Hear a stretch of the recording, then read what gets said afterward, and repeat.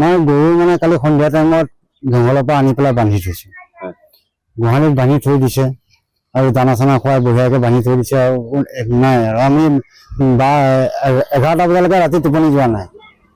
তাৰপিছত ৰাতি 11টা বজাত গ'ল, 12টামান বজাত তেখেতে আমাৰ দাদাই মানে উঠি পেলাই গৰুকেইটা চাইছে, চাই কৰি লৈ পেলাই বাছ তেখেতে শুবলৈ গৈছে। ৰাতি ঠিক 1:30টামান বজাত তেখেতে উঠি পেলাই খিৰিকী এখন খোলা আছিল, খিৰিকী দি চাইছে, চাই পেলাই দেখিছে যে গৰু নাই।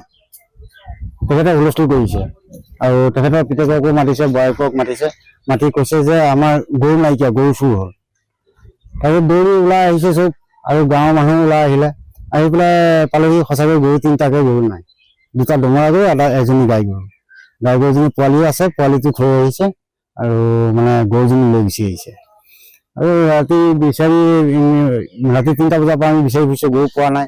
নোপোৱাত মানে এনেকৈ আমি এটা খবৰ পালোঁ যে গাড়ী এখন ইয়াতে ডবকাত মানে গৰু গাড়ী এখন, চুৰ গাড়ী এখন ধৰিছে বুলি। ইতিমধ্যে আমি খবৰ ল'লোঁ, 1 নম্বৰ থানাত আমি জনালোঁ। জনাওঁতে ক'লে তেনেহ'লে আপোনালোকে যাওক, গৈ পেলাই ডবকা থানাত ইণ্টাৰভিউটো লওক। আমি ইয়ালৈ আহিলোঁ। ইয়াত আহোঁতে তেখেতলোকে মানে ক'লে গৰু হয় আনিছে কালি ৰাতি ধৰি পেলাই, কিন্তু গৰু ৰাখিছে পাউণ্ডত। পাউণ্ডখন ক'ত আছে তাৰপৰা তেখেতলোকে মানে ফোন নম্বৰ দিলে, ফোন নম্বৰ মতে ফোন কৰিলোঁ।